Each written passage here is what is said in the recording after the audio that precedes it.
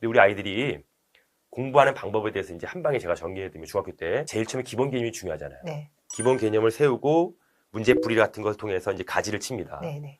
근데 우리 아이들이 또 어떤 핑계를 대냐면 시간이 없다는 핑계로 시간이 없어요. 개념은 나중에 하고 문제 풀면서 개념을 정리한다고 생각해요. 그거 하면서 부족한 부분만 체크. 해설지 보면서. 아.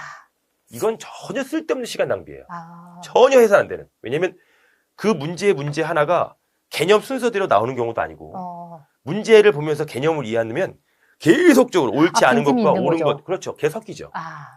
저는 문제풀이보다 최우선이 돼야 될 것은 기본 개념입니다. 그럼 문제는 일단 차치하고 개념을 일단. 그러면 개념을 어떻게 정리해요? 그냥 외워요? 자, 개념은 용어를 정리하는 거예요. 자, 예를 들어 정의를 내립니다. 힘에 대한 정의, 네. 힘에 대한 종류, 네.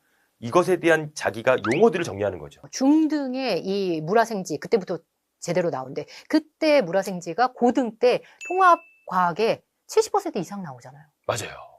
그러니까 중학교 때 사실 우리는 이제 시험이라는 걸 보게 되고 우리 아이들이 단원별로 배워요. 그러니까 1단원이 물리면 2단원이 화학이고 3단원 생명과학, 4단원 지구과학. 네. 그러니까 이제 아이들이 어쩔 수 없이 중학교 때 편식을 할 수밖에 없고 왜냐면 1, 2단원이 물리화학이에요. 네. 예를 들어 중학교 2학년 1단원이 화학이고 2단원이 물리거든요. 네네. 근데 우리가 중학교 1학년 자유학기제를 통해서 중학교 2학년 올라가자마자 첫 시험을 보게 되는데 물리화학인 거예요. 굉장히 많이 틀리죠. 그리고 어려워합니다. 네. 그러면 중간고사를 끝냈어요.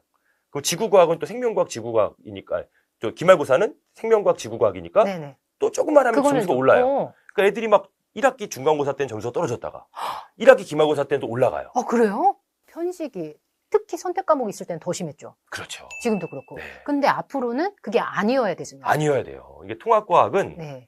이런 얘기가 있어요. 통합과학은 우리가 이제 선택 과목 물화생지 원이 아니기 때문에 깊이가 얕다. 네. 근데 깊이가 얕은 반면에 예. 통합과학은 굉장히 넓어요. 깊이는 얕지만 넓다. 넓어요. 그러니까 통합과학의 가장 큰 포인트가 무엇이냐면 이제 우리는 아는 것을 표현해야 된다고 생각해요. 그러니까 스토리식으로 뭔가를 연결해야 되거든요. 네. 예를 들어 볼게요.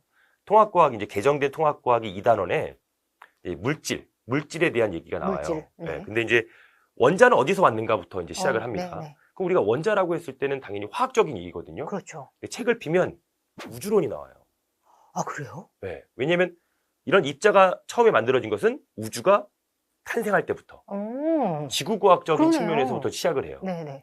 우주가 먼저 만들어집니다. 빅뱅 우주론에 의해서 뭐 입자가 만들어지게 되고 원자가 만들어지고 별의 진화 과정에 의해서 다양한 원소가 만들어지게 되고 즉 지구과학이 시작해서 화학으로 갑니다. 그러네요. 그러다가 이제 그러한 물질들이 모여서 지구가 만들어지고 지구 안에 생명체가 만들어집니다. 즉 하나의 단원에 물화생지가 딱딱딱 구분짓는 것이 아니라 스토리식으로 이렇게 연결이 돼요.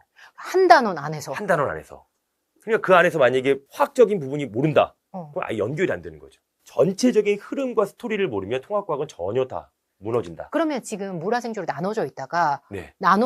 이렇게 통합과학